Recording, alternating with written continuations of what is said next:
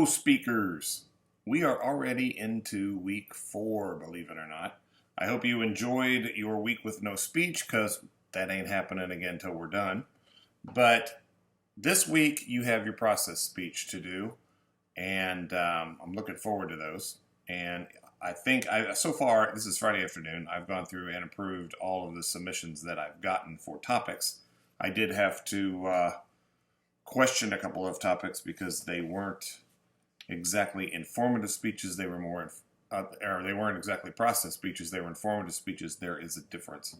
So process speeches are going to be due this week. You will also need to submit your informative speech topic and your persuasive speech topic. I know it's a bit early, especially for the persuasive speech topic, but there's a reason, because this week we're going to look at informative speaking and how to put together informative speeches and what informative speeches are. And we're also going to look at a topic called audience analysis, where you actually analyze your audience and you find out as much as you can about the audience so you can tailor the speech to them. The reason for that is you use an actual audience analysis in your persuasive speech. So we need to get you thinking about what is it you want to persuade about in your persuasive speech, because next week you're going to put together an audience analysis survey, and it's going to be about your persuasive speech topic. So we need to get the speech topics in there.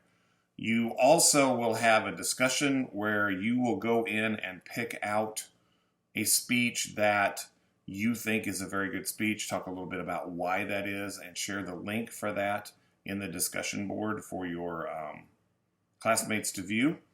And of course you have the quiz. So that's the work that's due for this particular week. You may notice I did no live session this week, and I did no quick tips. And the reason for that, as I talked about last week, the first 2 weeks I had only one student even attend a live session, and then in the first week I only had 2 more, I think, watch it. And in the second week I had no students attend and nobody watched it, so I completely wasted my time there. So I thought, okay, we'll go a week and see what happens, see if anybody notices, sends me an email and says, hey, can we have some more information about this? And got nothing. And I also had posted quick tips both weeks. Week 2's quick tips, I only had 2 people watch the quick tips. I mean, I think I put 6 or 7 quick tips up because we were talking about organization, and only 2 people watched out of 17 in the class. So I'm thinking going forward I will probably not do any more. I also, for this week, did put in a link for a discussion I did on process speeches with examples of really good process speeches, so that you could get a feel for what's necessary for your speech coming up this week. And this is, again, Friday afternoon, and I looked a little bit ago and nobody had bothered to watch that either. So I will probably not put anything up the rest of this week. Meaning week 4. I do want to point out there is no midterm test. There is no midterm in this particular class, so you don't need to worry about that. I always get emails about it.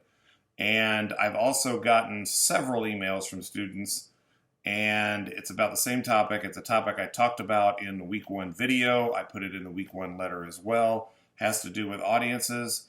You are not required to have a minimum of 6 people. You are not required to have them all be 16 years or older. We waived that for COVID. That was mentioned in those videos, so clearly some folks missed it, because I got quite a few emails this week about, oh my God, I don't have 6 people. I can't get everybody over 16 years old. We waived those, and that was discussed in week 1. So you do need an audience for this speech. It does not need to be a minimum of 6. They do not have to be 16 years or older.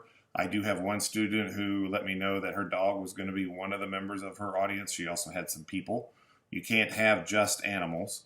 You can't have stuffed animals. But you can have, if you can only get 2 or 3 people, then you go with 2 or 3 people. You can use Skype. You can use Zoom. You can use FaceTime, as long as I can see the audience. All those are acceptable. And the last thing I want to mention, I have put these weekly videos in on the login page every week, and I noticed they're not getting watched either. I put this welcome speech, or not, it's not a welcome speech anymore, is it? It's a weekly speech. I put the weekly speech in for week 3, and again, Friday afternoon, only 2 people have bothered to watch it. And again, that's out of 16 people in the class. So as a little test, I am adding extra credit points.